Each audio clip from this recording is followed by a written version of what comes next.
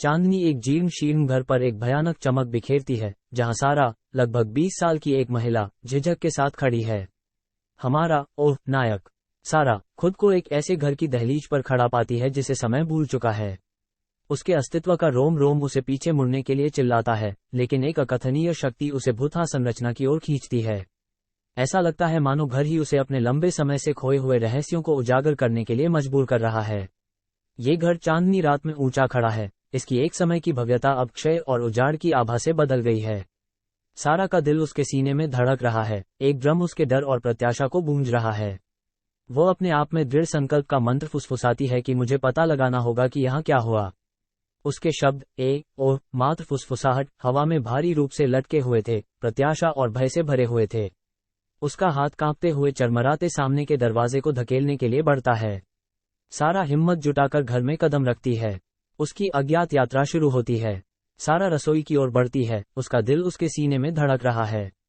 ये कमरा घरेलूता की एक भयावह झांकी है जो समय में खो गई है। लंबे समय से चले आ रहे भोजन के अवशेष काउंटरों पर रखे हुए हैं, उनके जीवंत रंग अब क्षय के हरे और भूरे रंग के साथ बदल गए हैं। हवा में नमी और फफूंद की भारी गंध है, जो इस घर की वर्षों से चली आ रही उपेक्षा का प्रमाण है। जैसे जैसे वो कमरे में आगे बढ़ती है, वो अतीत के बोझ को महसूस किए बिना नहीं रह पाती। रसोई, जो कभी गर्माहट और पोषण का स्थान थी, अब ठंडी और भुला दी गई है। क्रॉकरी, जो कभी आरामदेह भोजन परोसती थी, अब बिखरी पड़ी है, समय के साथ खराब हो गई है। अचानक एक आवाज चुप्पी तोड़ती है। कमरे में खिलखिलाहट, मासूम लेकिन भयानक गूंज। यह एक बच्चे की हंसी है, एक ऐसी ध्वनि जो आनंद लाती है। लेकिन यहाँ, इस उजाड़ जगह में, ये केवल सारा की रीढ़ को ठंडक पहुंचाता है। वो ठिठक गई, उसकी सांसें गले में अटक रही थीं। ऐसा लगता है कि हंसी कहीं से नहीं, फिर भी हर जगह से आ रही है। मानो सदन ही उस पर हंस रहा हो, उसके डर का मजाक उड़ा रहा हो। हिली हुई, सारा आगे बढ़ने का साहस जुटाती है। हंसी परेशान करने वाली है, फिर भी उसके पास यही एकमात्र सुराग है। उसे इस घर की डरावनी दीवारों में छिपी सच्चाई को उजागर करने के लिए जांच करने की जरूरत है।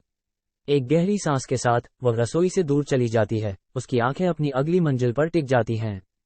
हिलकर, सारा दालान में ध्वनि के स्रोत की ओर बढ़ती है। सारा दालान में कदम रखती है, उसकी नजरें खरोंची हुई पारिवारिक तस्वीरों पर टिकी हैं। प्रत्येक छवि एक रहस्य है, एक अनकही कहानी है। जो चेहरे कभी मुस्कुराते थे, वे अब धुंधले हो गए हैं, केवल खाली फ्रेम और हंसी की खोखली गूंज रह गई है। घर की ठंडी खामोशी एक फीकी हंसी से टूटती है, जो उस जीवन की ठंडी याद दिलाती है जो कभी इन कमरों में भरा रहता था। आगे बढ़ने पर, उसे एक बच्चे का शयन कक्ष मिलता है, जहां धूल भरी शेल्फ पर एक अकेला, घिसा पिटा टेडी बियर बैठा है। इसकी आंखें, चमकती और अप्राकृतिक लाल, उसकी हर गतिविधि का अनुसरण करती प्रतीत होती हैं।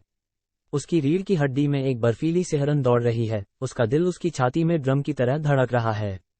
एक अनकही चेतावनी हवा में लटकी हुई है, एक खतरा जो बच्चे के खिलौने की मासूमियत में छिपा हुआ है। बिना किसी चेतावनी के, कमरा अंधेरे की खाई में डूब जाता है। उसकी टॉर्च, प्रकाश का उसका एकमात्र स्रोत, टिमटिमाती है और मर जाती है, और उसे एक अभेद्य काले शून्य में छोड़ देती है। भयानक हंसी एक बार फिर गूंजती है, इस बार करीब, अधिक खतरनाक। एक समय परिचित परिवेश अब एक विदेशी परिदृश्य बन गया है। प्रत्येक छाया एक गुप्त शिकारी है। गुप्त काले कमरे में, सारा को घबराहट बढ़ती हुई महसूस होती है।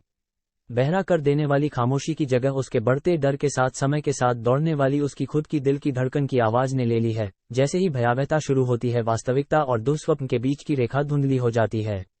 सारा लड़खड़ाते हुए लिविंग रूम में आ जाती है, फुसफुसाहट तेज हो जाती है।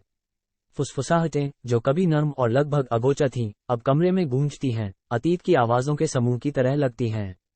कमरे का तापमान नाटकीय रूप से गिर जाता है, जिससे सारा अनियंत्रित रूप से कांपने लगती है। बर्फीली हवा में उसकी सांसें धुंधली हो रही हैं, और उसका दिल उसकी छाती में उन्मत्त ढोल की तरह धड़क रहा है। फुसफुसाहट शांत शब्दों की एक सिम्फनी को तीव्र करती है, जो एक ही समय में कहीं से और हर जगह से आती हुई प्रतीत होती है। वे समझ से परे हैं, फिर भी बेहद परिचित हैं, किसी अन्य जीवन में सुनी गई बातचीत के अंशों की तरह। फुसफुसाहटें उसके चारों ओर घूमती हैं, ध्वनि का एक चक्रवात जो बाकी सब कुछ डुबो देता है। उसका डर बढ़ता जा रहा है, हर गुजरते पल के साथ उसे खत्म करने का खतरा पैदा हो रहा है। फुसफुसाहटें तेज और अधिक तीव्र हो जाती हैं, जब तक कि वो इतनी न हो जाए कि वह सुन सके। ऐसा लगता है जैसे इस पुराने परित्यक्त घर की दीवारें उससे बात कर रही हैं, उसे अपने अंधेरे रहस्य बता रही हैं। अभिभूत होकर, वह धूल भरे दर्पण के पास पहुंचती है। सारा दर्पण से धूल पोंछती है और उसके पीछे एक भूतिया बच्चा खड़ा दिखाई देता है।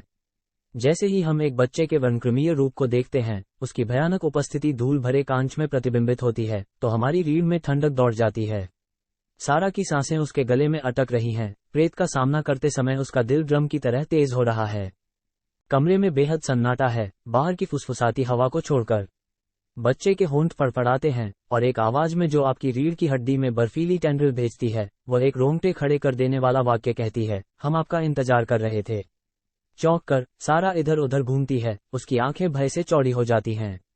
केवल बच्चे की ठंडी उपस्थिति का इंतजार है।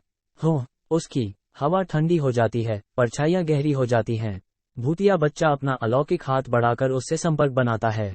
एक स्तब्ध कर देने वाला भय उसे जकड़ लेता है, उसकी चीख उसके गले में ही अटक जाती है। फिर वो मुक्त हो जाता है। सारा की खून जमा देने वाली चीख पूरे घर में गूंजती है। ये भयानक मुठभेड़ हमें सस्पेंस में डाल देती है, हमारे दिल धड़कने लगते हैं क्योंकि हम आगे क्या होगा इसके लिए तैयार रहते हैं। सारा खुद को एक बुरे सपने में फंसा हुआ पाती है और घर से भागने में असमर्थ हो जाती है। उसके चारों ओर की हवा भय से घनी हो गई है, उसका दिल उसकी छाती में एक ड्रम की तरह धड़क रहा है जो सन्नाटे में गूंज रहा है।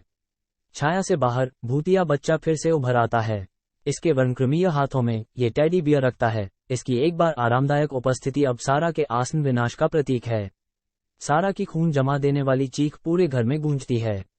ये भयानक मुठभेड़ हमें सस्पेंस में डाल देती है, हमारे दिल धड़कने लगते हैं क्योंकि हम आगे क्या होगा इसके लिए तैयार रहते हैं। सारा खुद को एक बुरे सपने में फंसा हुआ पाती है और घर से भागने में असमर्थ हो जाती है। उसके चारों ओर की हवा भय से घनी हो गई है, उसका दिल उसकी छाती में एक ड्रम की तरह धड़क रहा है जो सन्नाटे में गूंज रहा है। छाया से बाहर भूतिया बच्चा फिर से उभर आता है। इसके वर्णक्रमीय हाथों में ये टेडी बियर रखता है। इसकी एक बार आरामदायक उपस्थिति अब सारा के आसन विनाश का प्रतीक है। भाग्य इस प्रेतवादित घर, उसकी जेल, उसकी यातना स्थल, उसके शाश्वत दुष्स्वप्न की सीमाओं के भीतर सील कर दिया गया है।